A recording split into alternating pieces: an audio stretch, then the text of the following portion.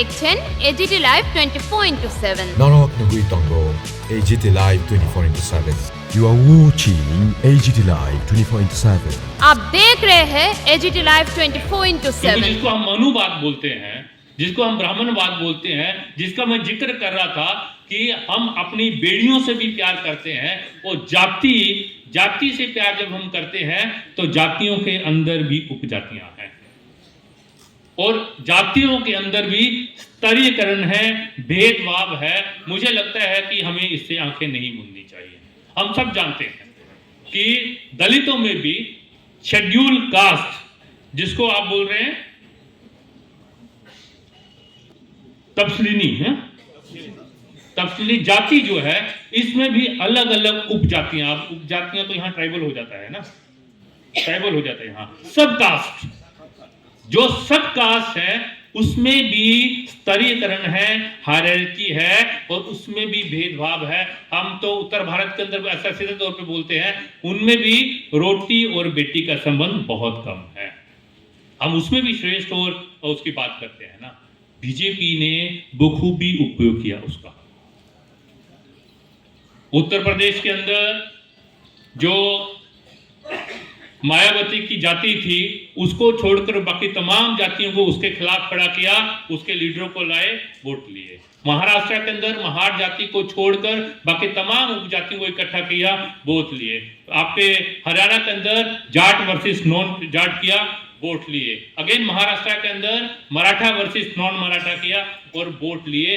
जो जातियों के खिलाफ है, जो जाति श्रेष्ठता की बात करती है, उसने तथाकथित, ये शब्द मुझे बहुत बुरा लगता है, जो वो बोलते कि सोशल इंजीनियरिंग किया।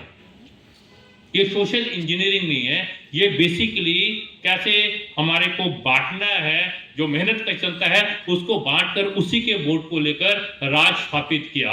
तमाम चीजें उसके साथ अलग अलग चीजें हैं, बेरोजगारी, आर्थिक संकट, जिसके अंदर नरेंद्र मोदी जी मसीहा बनकर उभरे, जो आप अपनी राजनीतिक चर्चा में चर्चा करते हैं।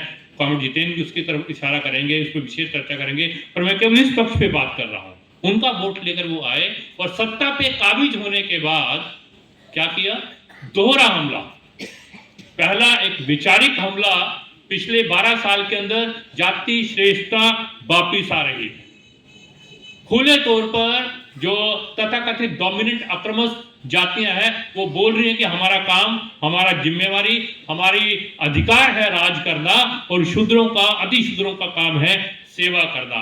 जब एक राज्य का मुख्यमंत्री ऐसा बोलता है तो बाकी तो क्या बोलते होंगे ना। और दूसरा हमला वो आर्थिक हमला, जो आंदोलनों के जरिए, जनता के संघर्ष के जरिए एक कल्याणकारी राज्य की हमने स्थापना की थी, जिसमें शिक्षा, स्वास्थ्य सेवाएं, सामाजिक सुरक्षा सरकार की जिम्मेवारी थी। कुछ संसाधन खड़े किए थे, कुछ संस्थान खड़े किए थे भाजपा के आने के बाद। और विशेष तौर पे जो नव उदारवाद की नीति को भाजपा ने जितनी मजबूती के साथ आगे बढ़ाया है, वो तमाम धीरे धीरे धीरे खत्म होते जा रहे हैं। एक जिक्र कर रहे थे यहाँ पर आपके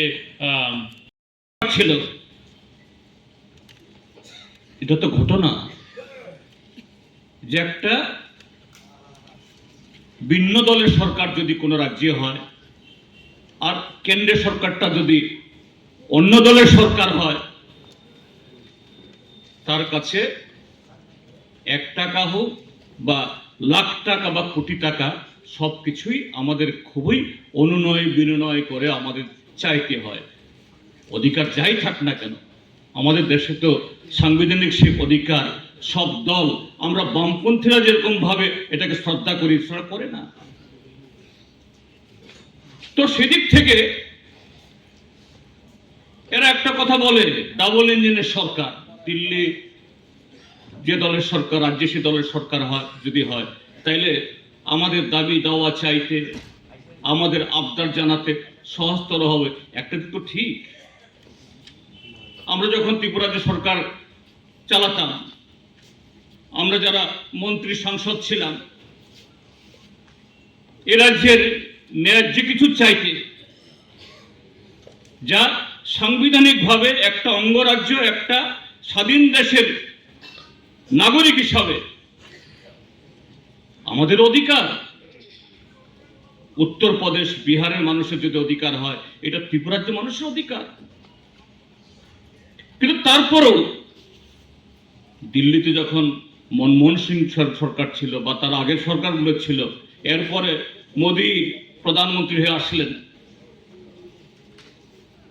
আমরা আমাদের রাজ্যে কিছু বিষয়ে আলোচনা করতে গেলে পরে 3-4 দিন আগে আমরা যখন সাংসদ ছিলাম, কমরেড জন্না দাস, আমি, কমরেড শঙ্কর দত্তরা, একই পার্লামেন্টে তারা একদিকে আমরা একদিকে বসি, কিন্তু চট করে ফোন তুলে মন্ত্রী সাহেব আমরা আসবো, সে সুযোগ ছিল না। মন্ত্রীর দপ্তরে আগেই স্লিপ পাঠাতাম, তাদের সহায়কদের কাছে ফোন টোন করে, ভাই মন্ত্রী সাহেবকে আজকে একটু অ্যাপয়েন্টমেন্ট নিয়ে দাও, রাজ্যের মন্ত্রী হিসাবে হোক বা সাংসদ হিসাবে। তারপর তিনি দয়া করে যদি সময় টময় দেন, তখন তারপরে কথা বলা, তাও তার মতো করে, আমাদের মতো করে তাকে বোঝানোর জন্য সেরকম ভাবে তিনি সময় দিতেন না। তো সেদিক থেকে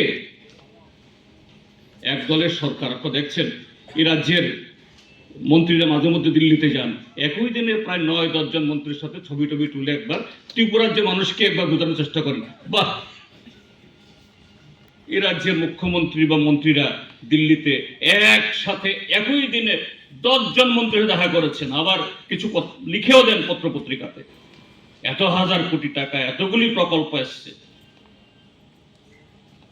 কিন্তু ত্রিপুরা রাজ্যের মধ্যে তাদের এত ছবি, এত প্রচার, এত বিজ্ঞাপন, তার প্রতিফলন কি আমাদের রাজ্যের মানুষের দৈনন্দিন জীবনে, আমাদের আর্থিক অবস্থায়, আমাদের রাজ্যের পরিকাঠামোর উন্নয়নে, আমাদের রাজ্যের কর্মসংস্থানের বিকাশে, আমাদের রাজ্যের যারা দুর্বল অংশের মানুষ